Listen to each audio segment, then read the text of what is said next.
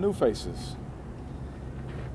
A lot of new faces. Derek, you lost a guy that you developed a lot of chemistry with over the past couple of years, obviously. What was your initial reaction when you saw Amari got traded? Man, it was hard. Same with Khalil, it's hard. More so because those guys are my friends, They come over to my house, we play, as you know, pool basketball, they hang out with my kids, all those kind of things. That's the hard thing, is not seeing my friend every day. And as soon as I got off the field, I had I wanted to come grab him, before he headed out, but he was already out. And I got to my phone, he already sent me this long text and just all the stuff that we would talk about, and it was, honestly, just as a friend, just being in this business, it was hard, when I read it, because, not only is he a good player and all those things, but, you just want to spend more time with him. And so it was hard, but I'm happy, for Coop, man, go ball out. I want the best for him. How did you find out about the trade? When I came in the locker room, just grabbed my phone, kind of, it was more of like a feeling of where's Coop, and then you go to your phone, and then you kind of, you just kind of assume after that. How was the locker room kind of digesting? Now it's two big moves, obviously, Yeah. Beck and then Cooper. Well, What's the mood in there? Well, it's hard, It's hard when you lose guys like that, especially when they're coming up, on contract stuff, and then it gets to business type stuff, and then that's hard, And so just being one of the guys in that locker room, you sit there and it's hard, but at the same time, it doesn't matter who's here or who's not here.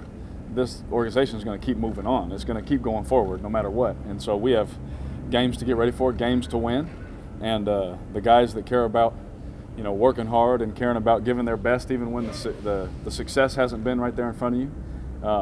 Those are the guys that knuckle down, and they understand that we got a job to do still. Derek, John talked about making decisions that are good for the future and building for the future. How difficult How difficult is that for you as a player, knowing obviously you guys are going out there each Sunday and playing games now? The future doesn't really do much. Future draft picks don't really do much for you. Yeah, no doubt. I mean, obviously the future looks good, right? With all the money and picks and all those kind of things, that's a positive. And for me, being in my fifth year, it's hard. It definitely is hard, if I'm being honest. Just going out there, and I feel like we've had to do this a couple of times. Since in my early 5 years, and that part's hard. But at the same time, it doesn't change my mindset. You guys know that. Good things, bad things. It doesn't change who I am and how I work. I still have a job to do. I still, and it's going to be harder. Without Coop, it's going to be harder. Without Khalil, we knew that. It's not going to make it easier, especially for us, for a quarterback or anything like that. But that's no excuse. We need to go perform, and we need to go win games, and that's my mindset, and that's how a lot of our guys, offensively, we're in the meetings together. Offensively speaking, that's how we feel. When you trade an All-Pro defensive end and you trade a Pro Bowl wide receiver in a couple months' time, people think, well, perhaps anybody could be traded. There's speculation that the whole roster is open, and your name has been among those floated as a possibility. You seem like you're aware of that. What are your thoughts about that speculation and possibility, even? I don't know how possible it is that you yourself could be traded. Oh, man. Well, I think my brother told me when I came to the NFL, if they cut Peyton Manning, they're going to cut you someday too. And so that's always a realization for anybody in our locker room. We all have to show up and give our best on the practice field, the meeting room, and all those kind of things to make sure we're around, for the long haul. And so, but to be honest with you, I'm quarterback here today. I have confidence I'll be here tomorrow. And when we turn this around, I'm very confident I'm going to be here when we do that as well. Do you ask John about am I on the block, or do you check with the coaches and Reggie and see where you're... Just the way that they communicate. I never had to ask a question, honestly. The way they communicate to me is that's not even something that we even think about, just the things that we talk about, obviously privately, just the way it's communicated. I'm trying to, answer, but, that's just how it is. Derek, talk about going through this before, the building process before when you first came in. Could you have ever imagined when you guys were a 12-win team just 2 years ago that you'd be doing this? I didn't. I don't think any of us did, really. But then, when you get a new coach, obviously we had the year, and then we lost Coach Del Rio. You get a new coach. That they're going to build it, the way they see fit, and that's just how it goes. That's this league, and all you do is control what you control. I come in here and I bust my tail. No one can deny that. I give it everything I can for the city of Oakland, for our fans, for our teammates, for my family, for my faith.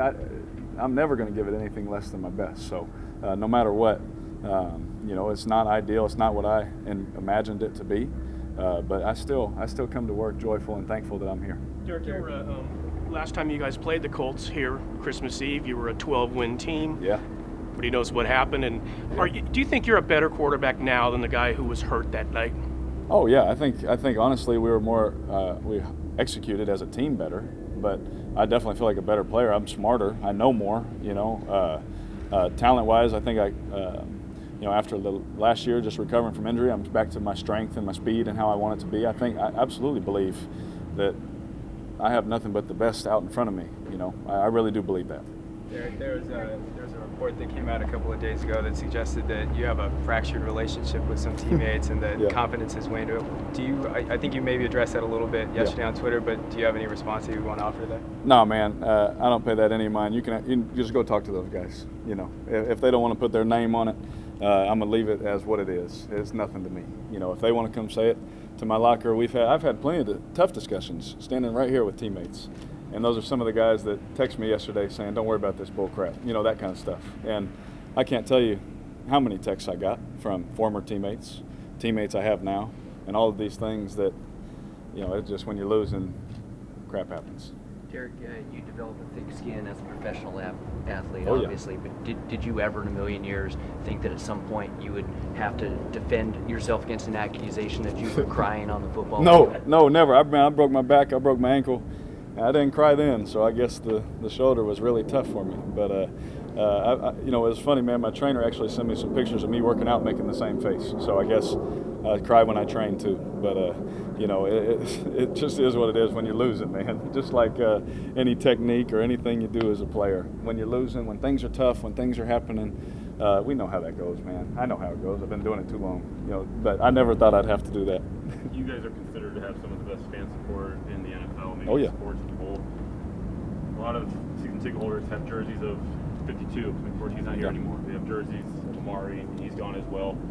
Team's 1-5, and it seems like it's really looking toward the future. Yeah. Would you understand if at some point this season and the wins don't happen, that the atmosphere at the Coliseum feels less like the Coliseum you've come to know? Would you understand that? Would you appreciate fans from that standpoint, given the relocation and all?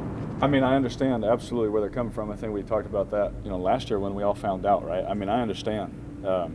Obviously, those are decisions above, my pay grade. I don't have any control over that. I'm just trying to throw completions, right? But I don't think that our fans will change. Like, I really don't feel the Coliseum will change. It's still going to be rowdy. It's still going to be tough. They're still going to expect wins and those kind of things, just like when I first got here. Our fans are loyal. It's usually the people that make the negative comments that are heard the loudest. And there's, you find so much of that, and that's what we hear so much all the time, that you forget about the loyal ones that have been here forever. And they've seen playoff droughts, and they've seen losing season after losing. They've seen it all, and they continue to support their team in hopes, just like we have hopes, to make it better and get it right. And so. I'd be surprised if it changed, because I know our fans, I know how loyal they are, but I understand their pain. I really do. Two more, guys. Derek, why do you think that Amari's production had fallen off this year? How do you explain that? I don't know. That's a better question for a coach, for his coach. Probably EB would know better. But, it's tough, man, because the guy works hard. He's a good route runner. He has all the talent in the world, and sometimes you're just covered. Sometimes he was open and he made big explosive plays. I don't know the fine-tuning things. I'm not a receivers coach, but I do know this, that he has the talent moving forward to be dynamic and to be unstoppable. Derek, how does this offense adjust with no Amari now? Go ahead. That was twice. I'm sorry. Go ahead. No, it's good. I get you. 1-5 though, it's kind of intangible for players. It can be hard to keep the focus. How do you assess right now the focus as a team as a whole?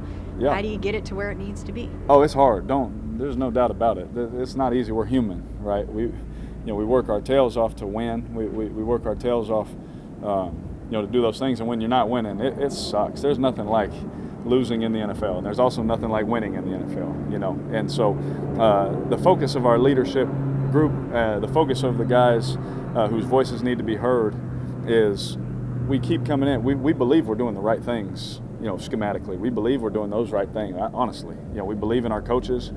We've seen it work. except when we screw it up as players, you know. And so we know that if we keep working, that, you know, good things are going to come. You know, it doesn't stay like this forever. Trust me, I know that. You know, it doesn't stay like this forever. And so I think the mindset right now for some of the guys is, man, they just want to be here, you know, when it's when it goes right. Last one, how does the offense adjust with no Marshawn, no Amari? How do you adjust? So, you know, obviously you had plays specifically designed for them, but I'll say this, that our Coach Gruden, he does a fantastic job of, even back in April, having a plan for Doug Martin, Jalen Richard, Martavis when he got here, Jordy, all those guys, Carrier, he's got a plan for everybody. And so when we come in the building, on a Wednesday or on a Monday, whatever when we're installing the plays, it's like, okay, who are we attacking? What plan are we using? That kind of thing. So trust me, he's been prepared if anything goes wrong with anybody. And so we'll be ready. We'll have something ready.